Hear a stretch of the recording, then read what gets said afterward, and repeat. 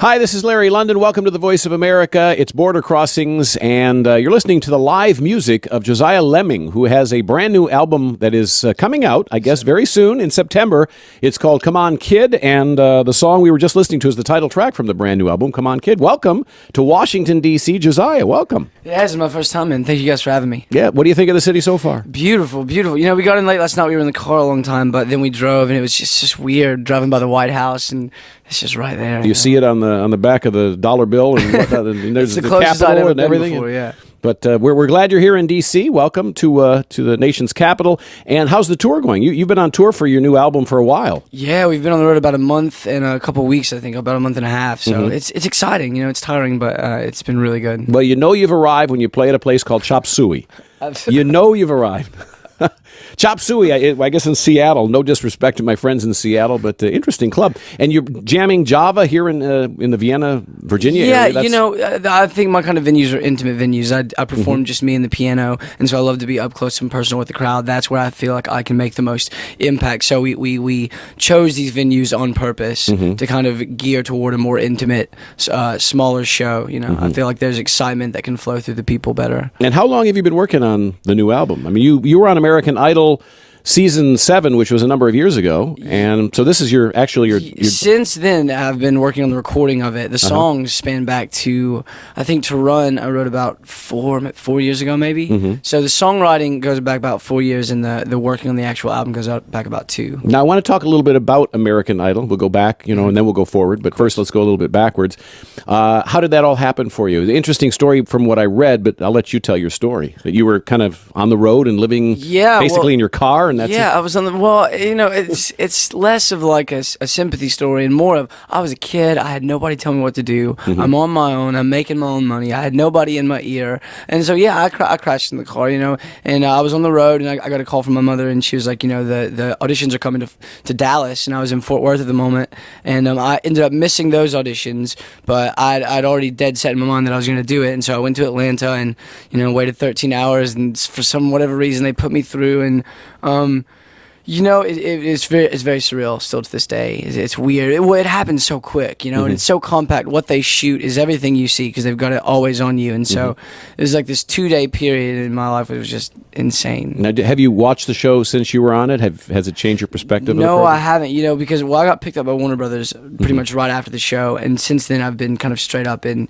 record mode and kind of traveling all over the world. I feel like the luckiest kid in the world that I've got people around me that are allowing me to go. Where I want to go and work with the people I want to work with, and so I haven't had much time in front of the television. And certainly you've heard and read that Simon Cowell is leaving this season, along with everybody else. So, any thoughts about that? Well, I think every show hits that point when it's kind of reached its prime, and then it has to either, it has to move around some pieces or figure something out to stay fresh. Kelly Clarkson said that it was harder during her stint when it first started in 2001 than it is now. Now you're staying in a luxury mansion and you get all these TV commercials and the cameras and the lights and the glamour. But when she started, she said it was 24 hours a day, nonstop, and the show was new. And so she didn't get any break or any rest. Yeah, did you feel that when you... Well, no. I was in season 7, so it was the era where, there was a lot of money pumping through the whole ordeal. And so, it was nice. They took good care of us. They fed us well and all that stuff. I don't know that the competition was any harder or any easier, per se. But I can imagine that after 7 successful seasons, there would be more money to kind of treat the people that are on it. Now, if you had to do it again, would you go the same road? Would you go through if I could go back a television to that show? same time? Yeah, go back before that when Mom said, "Hey, there's a show." Would you? I would have done it, and I would have been adamant about them not using any kind of storyline because I didn't like being built up on it. It was more of a human interest piece almost than it was the music. And I've fought for 2 years, kind of. Luckily I got signed based on the music that I had been writing, along with the kind of momentum that we had. And so I've been trying to kind of live the story down for 2 years. Like no, none of that, just the music. And you're one of the first people to ever sing an original song that he wrote as an audition.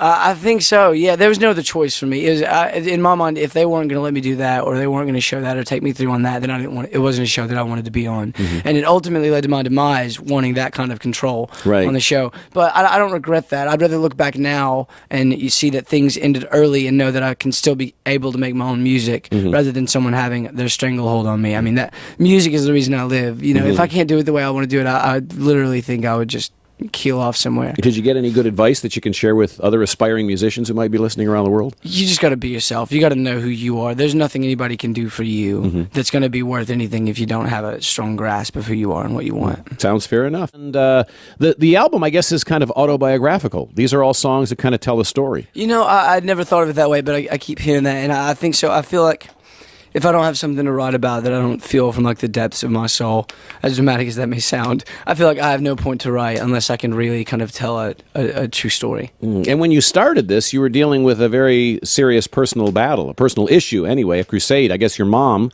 was dealing with a serious illness. Yeah, you know, my mother is kind of the main reason I'm in music. She never pushed me into it. She didn't care what I did. She loved me no matter what, and I always felt like she was my biggest motivation behind playing. And she passed away at the end of last summer. I'm sorry to hear that. And that was kind of the that was the point I knew I was gonna like implode or get it together. And then I wrote "Come On, Kid" and the last song on the album, and then finally, the first single, "Maybe." And so.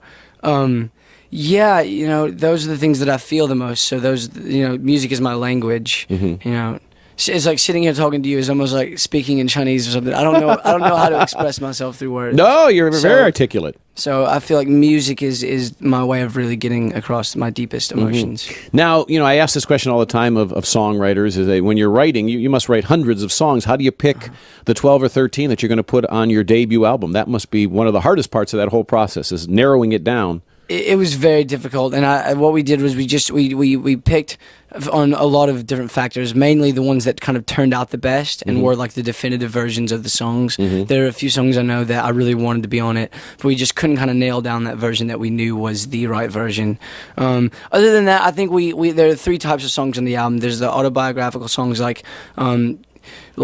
Joy and Happiness and Song Without a Reason, which are kind of like family related and things like that. And then you've got 3 or 4 love songs, which are about this first relationship that I was in. And then songs like Come On, Kid and Silly Fly that are like straight up like me beating myself down to kind of motivate myself. And so we tried to kind of mesh those together, so we definitely kind of had an outline of where we were going, and that helped pick the song. Did you spend a lot of time in the UK? I did. Yeah, you have a little accent. And you don't sound like a guy. You sound like a guy from Tennessee. Well, let me tell you, when I was 15 years old, my parents kind of let go of the very Christian kind of. They had kind of had us gripped in that. They let go, and my brother turned me on to Coldplay and Echo and the Bunnymen and the Smiths, and my world just changed, And I started watching all those DVDs, and then I went there and. I think I wanted to pick it up a little bit, but it's definitely something I can't turn off. You know what I mean? And you have 8 brothers and sisters in your family? Yeah, I'm the second oldest of 9. Wow. That's a lot of kids. Adopted, or some were adopted? Yeah, the younger 6 are adopted. My mom, she just loves children. So that's amazing. And I'm sure it's helped to shape who you are, being around all those kids and sharing your space with a whole bunch of brothers and sisters. Well, absolutely. I think especially in the past year, my biggest kind of motto has been "Come on, kid." And I always feel like you're either behind me or you're in my way. And when you grow up with 9 kids, it's got to be that way. There's one glass of milk in the fridge. You're gonna fight. You're gonna battle. You're gonna bite. Do whatever you got to do to get to that glass of milk. Thanksgiving must have been the tough time in your house. Oh, it's fun. It's fun. How about a website? Do you have a website right now that people can go to? Right now, the 2 first tracks from the album are up on www.myspace.com/Josiah Leming. There's 1 M in the last name. And then the Facebook has all the Facebook fan page that is /Josiah Leming. That's JOSIAHLEMING. Has all the tour dates, and we're about to set off again in October. And so basically, I'm going to be on the road for the next gazillion years of my life. And you started, when American Idol, you were how old? 17 or? Yeah, just turned 18. Just turning 18. Now, that's a young age to kind of be thrown right into stardom. I wasn't ready for it. Tough times. Yeah. kind of changes you, builds your character or breaks you down, one or the It other. does, and I'll say it again. I feel like the luckiest guy in the world that I still have people around me that believe in me, and they let me spend 3 years learning trial and error, the best trial and error possible. It's amazing that I just didn't get dumped by the side of the road somewhere. Well, it's a tough business, regardless of how you get into it. Is it something you've always done? Music's been your life from the beginning? No, or? I was a typical kid. Cowboys and Indians, grilled cheeses, a lot of video games, and my parents got a keyboard when I was 8, and I was just so enamored by it, couldn't take my eyes off of it, and I've never looked back since then. And you said you're listening to, you enjoy Coldplay. Who else kind of? Coldplay, Travis. I'm a huge Echo and the Bunnymen fan. They're probably my favorite band. Lately, there's been a lot of like George Jones, a lot of Randy Travis, Bob Dylan, Joni Mitchell. Different genres, country and. Yeah, I'm all about kind of the singer-songwriters because I'm a lyrical-driven person. But then I like to dance a little bit. Where's the strangest place you ever wrote a song or got inspiration for a song? Oh man, well there's a song on the album called "Silly Fly," and I was sitting in my apartment in Los Angeles, and I saw this fly, and it was just trying to get to this light, and I was like, "Don't you know that's not? There's nothing there for you." And so I don't know. In the course of about 2 minutes, I wrote this whole song, and we ended up cutting it as a joke, and then it ended up making the album because it's one of my favorites. It'll probably be a top 10 hit too. Was your mom supportive of your career? Did she, want to see you? Well, she was supportive of it, but she knows that I've always had a chip on my shoulder, and I felt like I had everything to prove. And she'd always say, "Josiah, you got nothing to prove," and I'd be like, "Mama, I got everything to prove," And so we had that conversation a lot. She supported me, She supported me in whatever I chose to do, and she thought I was successful at everything I did, and I always felt like I had a ways to go, and so it was good though. We had a good relationship. And why did you feel you had something to prove?